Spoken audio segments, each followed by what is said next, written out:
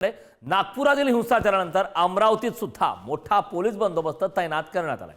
अमरावती पोलिसांकडून खबरदारी घेण्यात आली आहे। मोठा फौजफाटा त्या ठिकाणी तैनात करण्यात आलाय। अमरावती पोलीस आयुक्त नवीन चंद्र रेड्डी यांची रात्री उशिरापर्यंत शहरामध्ये गस्त घालण्यात आली।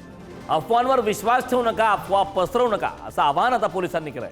अमरावती शहरातील महत्त्वाच्या भागांमध्ये पोलिसांचा मोठा बंदोबस्त त्या ठिकाणी पाहायला मिळत आहे। त्या ठिकाणी नागपूरमध्ये जी घटना घडली त्यानंतर आता अमरावतीमध्ये सुद्धा दक्षता घेण्यात येते। संदर्भात ताजी अपडेट देण्यासाठी आपले प्रतिनिधी छगन जाधव आपल्यासोबत जोडलेत। मी छगनकडे जाणार आहे। छगन, खरं तर नागपूरमध्ये काल रात्री मोठ्या प्रमाणात हिंसाचार पाहायला मिळाला, मात्र दक्षता आणि खबरदारी म्हणून आता अमरावतीमध्ये सुद्धा संवेदनशील भागामध्ये गस्त घालण्यात आली। पोलीस अमरावतीमध्ये सुद्धा अलर्ट आहेत। काय माहिती सविस्तर? कारण नक्कीच आपण जर बघितलं तर साधारणतः 9 वाजताच्या दरम्यानली नागपूरची जी घटना आहे ती घडलेली होती आणि त्यानंतर इतर विदर्भामधल्या इतर जिल्ह्यांमध्ये या ठिकाणी पोलिसांकडून दक्षता घ्यायला सुरुवात झालेली आहे। अमरावतीमध्ये देखील पोलीस आयुक्त स्वतः रस्त्यावर उतरलेत। प्रत्येक रस्त्यावर फिरून त्यांनी शांतता आणि सुव्यवस्थेचं आवाहन या ठिकाणी केलेलं आहे। कोणी अफवांवर विश्वास ठेवू नका अशा पद्धतीच्या सूचना देखील केलेल्या आहेत।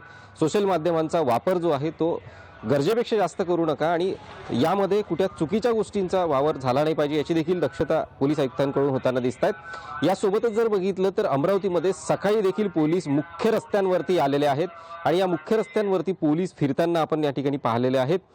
प्रत्येक ठिकाणी ज्या ठिकाणी वर्दळीचं ठिकाण असेल, जसं बस स्टँड असेल, इरविन चौक असेल किंवा इतवारा परिसर असेल, ज्या ठिकाणी दंगल सदृश्य गेल्या काळात परिस्थिती झालेली होती, अशा संपूर्ण ठिकाणी पोलिसांचा कळकोट्ट बंदोबस्त आहे आणि पोलिसांचा वॉच देखील आता सकाळपासूनच पाहायला मिळतो आहे।